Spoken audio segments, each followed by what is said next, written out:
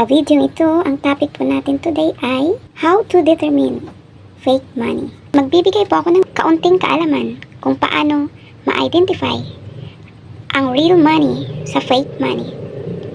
It's all about Philippine peso. Let's go!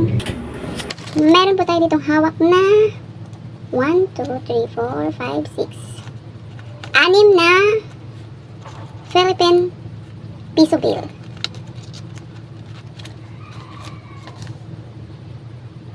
Isang libo, 500, 200, 150 at 20.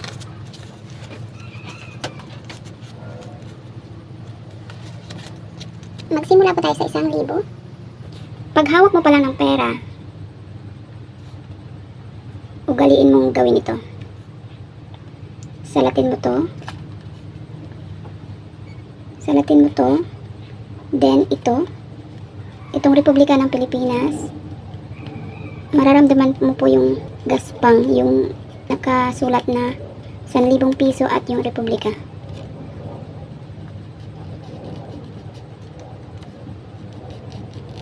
Check nyo rin po ito. Pwede nyo po siyang silipin dito. Kapag hindi ka pa rin sigurado, kumuha ka ng papel. So, ito po yung papel. Then, ganituin mo lang yung pera. Ay, sumama na nga. Makikita mo yung kung ano yung kulay ng pera, yun din yung kulay ng guhit na magagawa mo sa papel. Try po natin yung 500.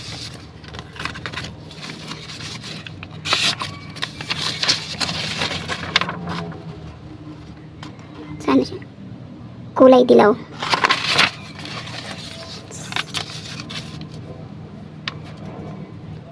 Sa 200 naman, kulay green. Sa 100, ganito po yun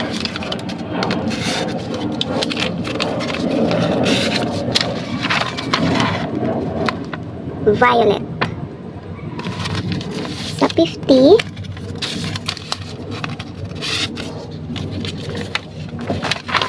medyo pero kakulay pa rin siya ng 50 pesos. Kulay red.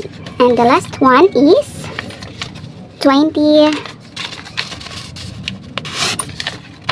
Oh. Kung ano po yung kulay ng pera, yun din po yung magiging kulay ng guhit na magagawa mo sa papel. Yun po ang mga hakbang na pwedeng gawin para malaman mo na peke o hindi ang pera na hindi gumagamit ng money detector. Para naman po sa fake money, bibigay po tayo ng sample na Xerox. Okay. Unang hakbang, pag hinawakan mo ito, hindi mo masasalat ang words na Republika ng Pilipinas at 500 piso. Halos yung texture niya is pinong-pino. Wala kang masasalat. Dito po sa tindahan namin, 2 beses pa lang po kami na ka-encounter ng fake na pera, 500. Pero, nadidetect po namin agad. Pag ginanon mo siya,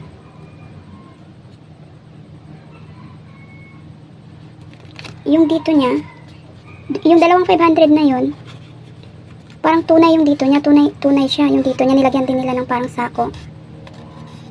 Pag natatanggal din yun.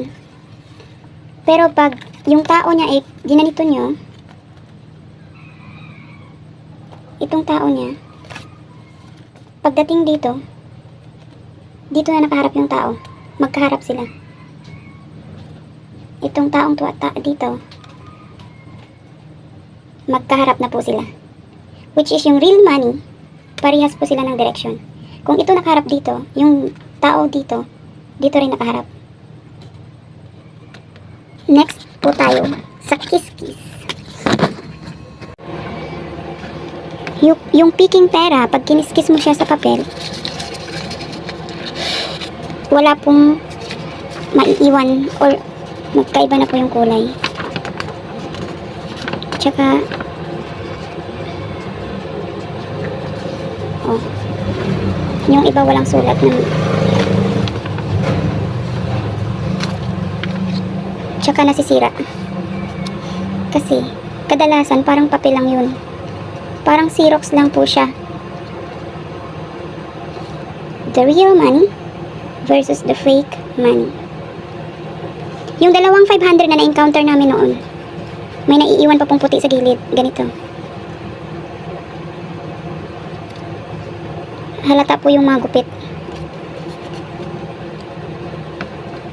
Hindi ko lang po alam sa ibang pera, halimbawa ng 1,000 or mga 100, kasi hindi pa po ako naka-encounter ng mga ganun.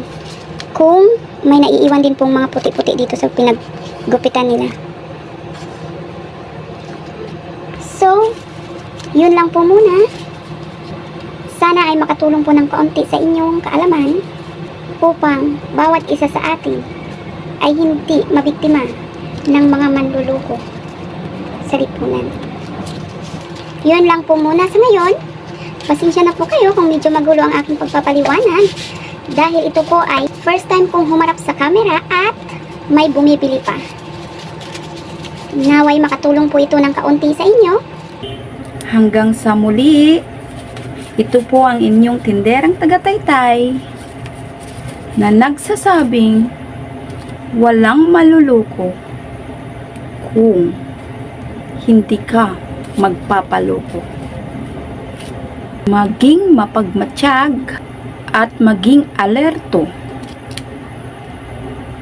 upang tayo ay hindi maging biktima ng mga manloloko.